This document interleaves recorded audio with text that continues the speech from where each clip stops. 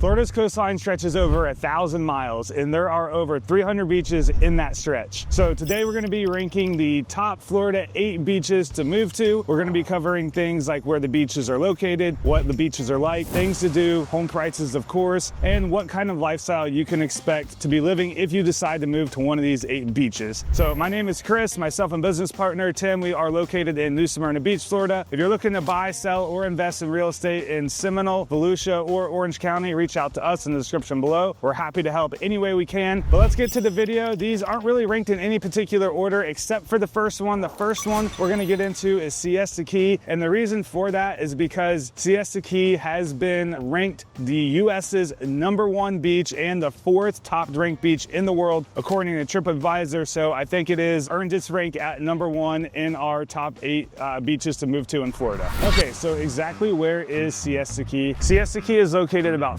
15 minutes from downtown Sarasota, or about an hour and 15 minutes to an hour and 30 minutes to St. Pete, Tampa area, obviously depending on traffic. So Siesta Key has gained its notoriety because of its 3.5 miles of sandy soft quartz beaches, which allow it to stay cool during even the hottest days of the summer. And being on the Gulf, there are almost never any waves, so this makes it very safe and family friendly. A shallow beach entryway, so no big steep drop-offs or anything like that, which make it to be a very enjoyable, relaxing experience for you to be able to just cruise into the water, just kind of sit there and hang out and not have to worry about getting pummeled by the waves. So if you are looking for this type of relaxation and a little slice of paradise, this would be a great choice to check out, especially with its rankings. I think 12 million people probably can't be wrong. That's how TripAdvisor collected its data for that. So who it's not for is if you are an adventure seeker or looking to catch any type of surf, Siesta Key is not for you. Don't go there. Find somewhere else to go. Overall though, Siesta Key is a great destination just because of its picturesque scenery, its location to Sarasota. You're going to have lots of different cultural aspects going on, a lot of variety, a lot of spice of life going on all the time in that area in general, and just the proximity to being able to get to St. Pete and Tampa as well with your major stadiums and different events and things like that. So I think you can kind of get the best of both worlds. One of the big cons though to Siesta Key right now is because of its popularity. It does get super crowded, especially during peak season times. So if you are looking to stay away from the crowds and you're looking for a little bit more serene beach lifestyle with not being jammed up with a bunch of people, I would say don't go to Siesta Key. If you don't care about any of that stuff and you just want to see what all the fuss is about and if it truly is #1 to you, definitely worth checking out. Again, I don't think you'll be disappointed either way. Just make sure that if you're not a crowd person, you don't go there during peak season.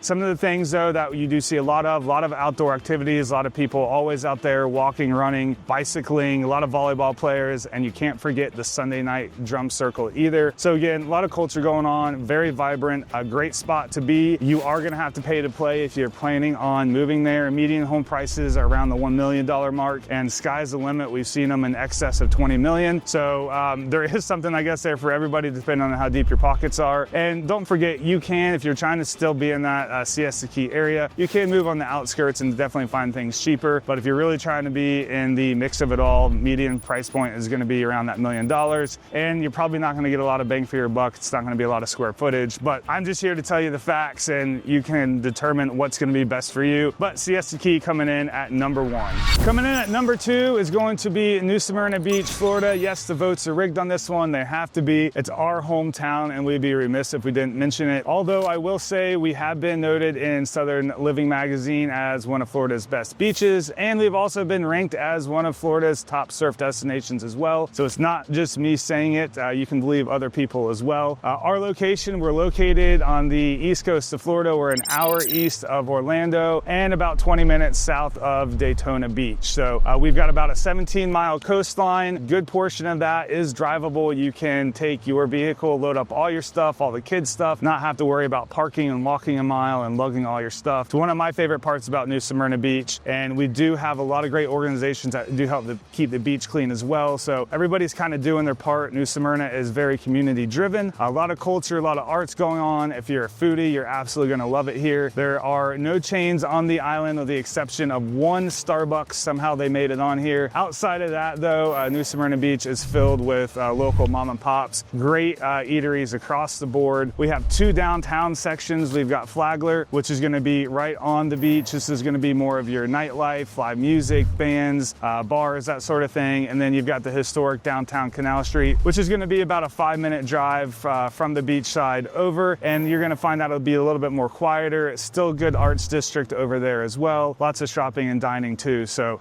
New Smyrna Beach, though, overall great spot to be if you're looking for community, family. We've got dog parks, world-class fishing as well. A lot of different great things that we have. So I'd say, again, variety is definitely New Smyrna Beach, especially if you are an active adult or wanting to become active. A lot of things to do overall. Median price point here right now, generally speaking, is going to be $400,000 to $500,000 to purchase a home. And keep in mind, for this entire video, everything is going to be general median price point. So I don't know when you're going to be watching this, things are probably going to change in the real estate market, but as of the May 2025 filming of this, these are what the general median price points are. So New Smyrna Beach is still relatively affordable. Cost of living's pretty still decent over here.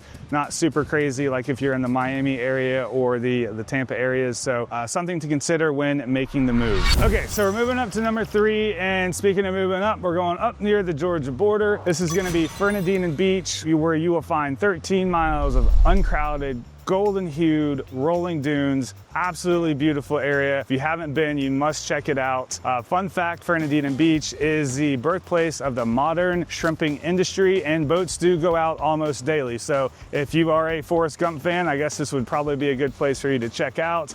It really has a lot of historic value too. So overall, if you're a history buff, this would be a great place to be. It's also known as the Isles of 8. So 8 different nations have flown its flag over top of Fernandina Beach area. So my favorite part that I love about Fernandina Beach is that it's really uncrowded most of the year. It's really just a great spot to go unwind and enjoy some beautiful beach scenery. So the cost of living is going to be a little bit more in Fernandina Beach. The median home price right now is around the $600,000 price point. Overall, what Fernandina Beach is known for is going to be its southern charm, definitely slower pace, and it does have a very refined historic atmosphere, and 50 blocks of the downtown area are going to be on the National Registry of Historic Places. So a lot of cool things to check out there. If you're looking for a heavy nightlife area, tons of energy, a lot of wildness going on, not the place for you. If you're looking for something a little bit unique and different, if you want to take a horseback ride on the beach and just really relax and just kind of slow down the time, this would be a great choice for you. Coming in at number 4, we're moving back down south, Daytona Beach, Florida, 20 minutes north of New Smyrna Beach and about an hour and 20, hour and 30 northeast of Orlando, Florida. So Daytona Beach is the birthplace of racing. It's where NASCAR got its start with the cars racing on the beach. So a lot of history here as well. A lot of fun always happening in the Daytona Beach area. Always a jam-packed calendar in Daytona. I feel like Daytona really has something for everybody. So really kind of no matter what your flavor is, there's going to be something for you. And if not, there'll be something for you next week. The big thing to think about with Daytona Beach is if you're looking to have a lot of energy, a lot of stuff going on for an affordable price, Daytona Beach is probably going to be the spot for you. Right now, median home prices in Daytona are in the $300,000 to $400,000 price point, so a little bit more affordable on the housing scale compared to some of the other places we've talked about, and definitely some of the other ones that we will be talking about. If you are very price conscious, this would be a good place to start and kind of explore around. There's a lot of new build communities going on in Daytona Beach right now with a mix of the old historic, especially on the beachside areas. You'll be able to find some of these more historic homes as well if that's more kind of the speed you're looking for. Daytona Beach itself, though, you're going to have 23 miles of beach. You are going to be able to take your vehicle on the beach as well. Daytona Beach proper does get pretty crowded, although I think New Smyrna stays a little bit more crowded than Daytona now, with the exception of when Daytona Beach is in peak season or there are any major events. So think Bike Week that brings over 500,000 people into town. You have Jeep Beach Week. I don't know how many people that brings, but I know it's a lot because it gets packed. Whatever other events are going on, obviously it's going to spike, not pike, either one, I guess. Daytona Beach also has the Daytona Beach Band Shell, the Peabody Auditorium, which are going to attract national acts, a lot of talent coming into the Daytona Beach area. I will say, if you are wanting to be in the Daytona Beach area but but not looking to have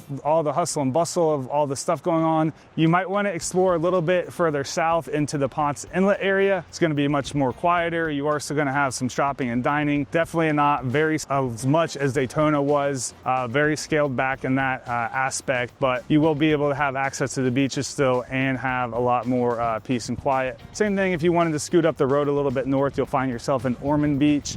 Going to be much more quieter there as well. The beach is going to change when you go north to Ormond. It's going to get this really kind of like coarse, granular sand, so not as fun to be on as when compared to Daytona Beach with the soft, powdery sand. So again, Daytona Beach, $300,000 to $400,000 price range. Think affordability when you're coming to Daytona Beach, and that could be a spot for you. Surfing, probably not. Just go a little bit further south to New Smyrna. Number 5 on our list of top 8 beaches to move to in Florida is going to be on Florida's Atlantic coast, the Space Coast of Florida. This is going to be Cocoa Beach. It is south of Cape Canaveral, east of Orlando. It's got wide sandy beaches with consistent surf, and surfing is huge here. It is home to the world famous Ron Jon Surf Shop. So Cocoa Beach is definitely going to be family friendly. The Lori Wilson and the Alan Shepard parks are pretty popular parks that tend to be big family destinations to go to. Volleyball, outdoor activities, great for watching the rocket launches.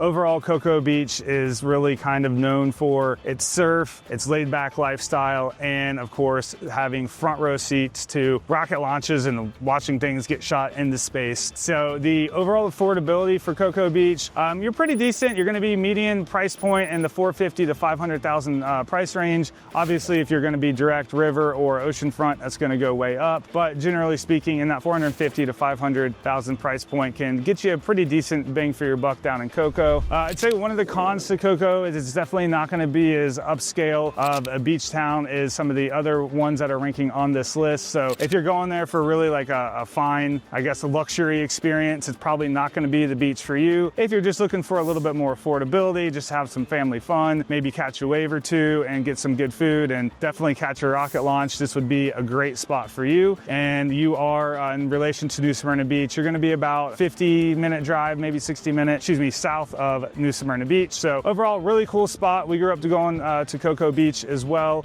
and just a little bit different variety, a really kind of cool art scene going on there as well. So different things to check out, check a lot of things off your list. If you're just there visiting, you could hit the beach, catch a pretty good meal, and watch a rocket launch go off as well. So definitely, if you are not sure where you should be going in Florida, I would say this would be a good one to check out just because of the affordability and all the different things that you probably wouldn't have the normal experience of doing in general. Number 6, and if you didn't think we were going to say Miami on here, you were wrong. I think we would have gotten shut down if we did not mention one of the world's most iconic and famous beaches, South Beach, Miami. Wide beaches, sandy beaches, beautiful people. What more could you want? Miami is known for it being its international hub, its Art Deco-ness, tons of energy. You've got sports teams, you've got concerts, you've got so much culture there, it'd make your head explode. So it is one of the best beaches in the world. If you're looking for that, if you're looking to be in the middle, the thick of it all, Miami is definitely the spot for you. If you are looking to stay away from all that and you don't want to be in crowds, you don't want to be in expensive places, Miami is definitely not the spot for you at all. Not even going to talk about Miami home prices. It's just expensive. There's so many little neighborhoods and subcultural units there on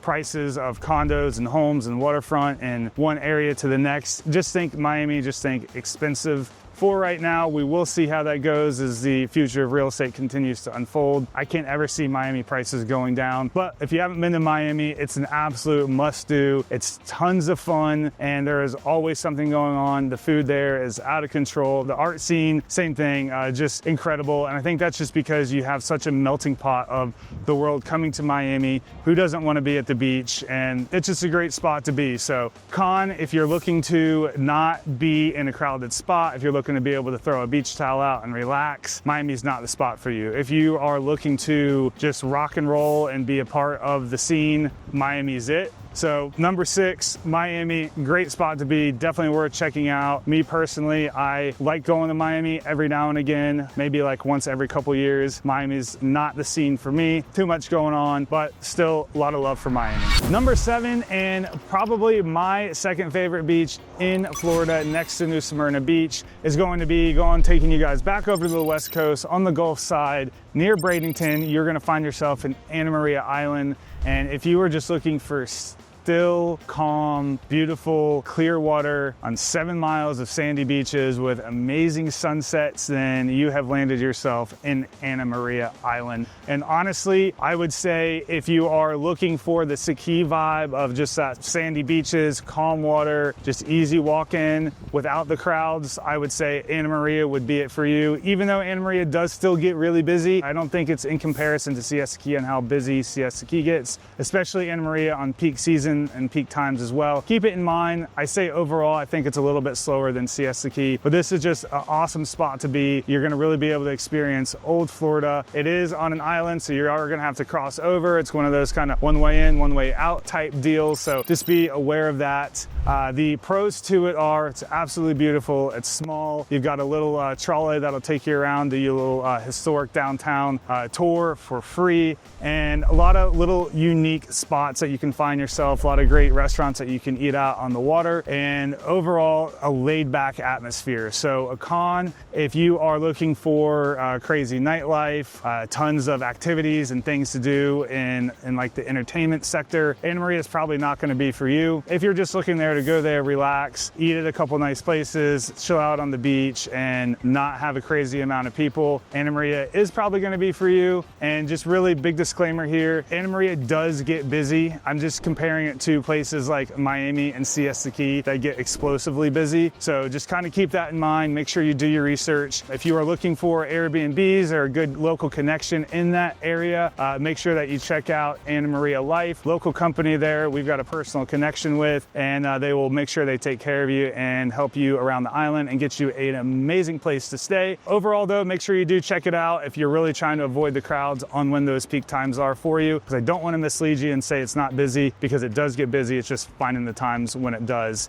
Expensive. Anamaria, yes, it is expensive. Median house price point there right now is easily going to be in the $1 million price range, and sky's the limit. Again, you're going to see homes there that are in the $10-15 million plus range. So if you're looking to buy, make sure that you do have a strong savings account. And again, if you still want that Anamaria vibe, you can find yourself living in places that are not so far away, like Bradenton, that are going to have a more affordable price point, and you can make it to Anamaria on the weekends or afternoons or whenever you see fit, if you're trying to kind of get the best of both worlds and not spend your entire life savings. Coming in, last but not least, number 8 on our list is going to be Cedar Key. Cedar Key is going to be located southwest of Gainesville, Florida. It's really a unique destination. It's on Florida's nature's coast. It's known for its fishing, scalping, and bird watching. Really overall, if you're into any type of wildlife or just being out in the wilderness, Cedar Key is an amazing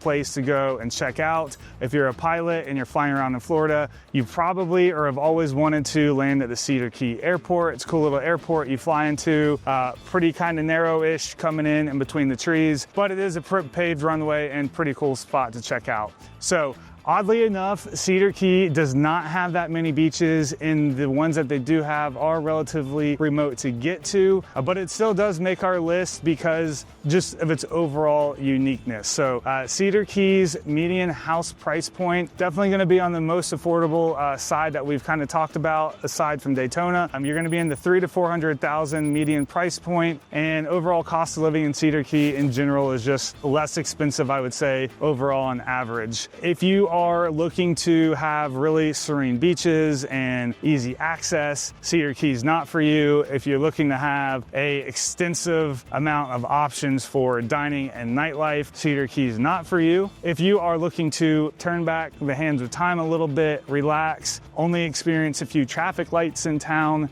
Cedar Key is for you. And as I mentioned, it is just absolutely fantastic for scalping when it's in season, fishing, and just overall, it is a nature lover's paradise in Cedar Key. So the thing that you can kind of think about most of this, if you're looking to kind of escape and get away from it all and not have really to deal with any crowds or hustle and bustle, Cedar Key, outside the peak season of scalping. Other than that, super laid back, and you do get some really nice sunsets there as well. If you are a absolute beach lover and the beach is calling your heart, Cedar Key probably isn't for you. But if you just want to go check out a beach every now and again, then yes, there are some really unique, cool spots to go to. So Cedar Key was a notable mention for us just because of its uniqueness. And I feel like a lot of, if you're in Florida, somebody in your family or somewhere, you know, you're only a couple degrees of separation from somebody talking about Cedar Key. So we didn't want to leave it out. We didn't want to feel it left behind. So definitely a unique spot to check out though, if you're looking for maybe like a couple day trip vacation or just looking for something completely outside the box Florida to do. Cedar Key would definitely be a top recommendation from there.